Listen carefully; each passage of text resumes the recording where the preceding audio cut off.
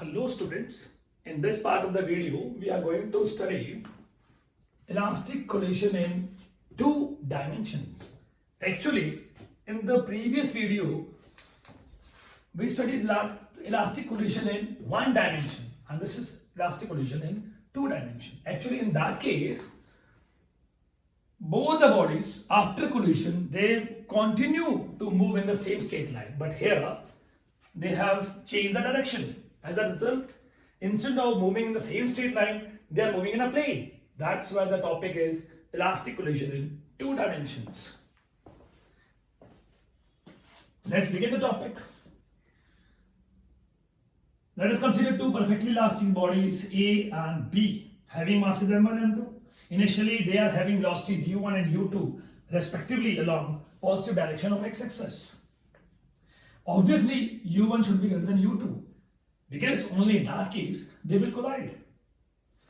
After collision, the body B makes an angle theta with positive direction of x-axis and moves along the direction. It makes an angle of phi and moves with velocity v2, and that was moving with velocity v1. Now, I'm going to bring your notice to this point, that is kinetic energy is a scalar quantity and linear momentum is a vector quantity. As a result, we will take the law of conservation of kinetic energy in a combined way. What does it mean? But in case of linear momentum, we will consider law of conservation of linear momentum along x-axis separately and along y-axis separately. Because it's a vector quantity, we will have to take the component of final velocity. Because initial velocities are purely along x-axis. They don't have any component along y-axis. The components are zero. But after collision, the bodies are neither moving along x-axis nor along y-axis purely. But instead they are moving in between. As a result, we will have to take two components. As in this case, I have taken v1, the component along x-axis is v1 cos theta, along y-axis is v1 sin theta, and same here also. Now, we know that in an elastic collision, kinetic energy remains conserved. As a result, total kinetic energy before collision will be equal to total kinetic energy after collision. Considering the law of conservation of linear momentum along x-axis, we will have m1 u1 plus m2 u2 equal to m1. m1 will be multiplied by this component only and m2 will be multiplied by this component only.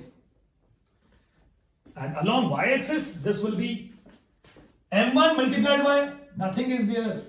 No component of u1 is along y-axis, or we can say zero component. So m1 into 0 and m2 into 0 equal to m1 will be multiplied by v1 sin theta and m2 will be multiplied by minus of v2 sin phi, because v1 sin theta and v2 sin phi both are in opposite direction and we are considering upward direction, that is positive direction of y-axis. As a result, we have got this expression. Now we have three expressions, 1, 2 and this one as third equation. We have three equations.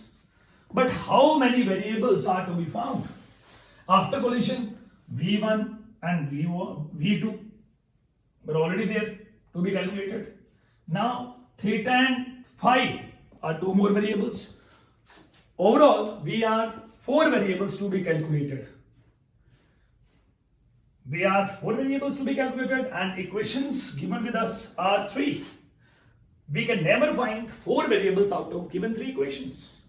In order to find four variables, we must be having four equations or four expressions. But we have only three expressions. As a result, out of theta and phi, one variable is calculated experimentally. After calculating theta or phi, experimentally, the remaining three variables can be calculated using these three expressions. Now student, this was all about elastic collision in two dimensions. Thank you.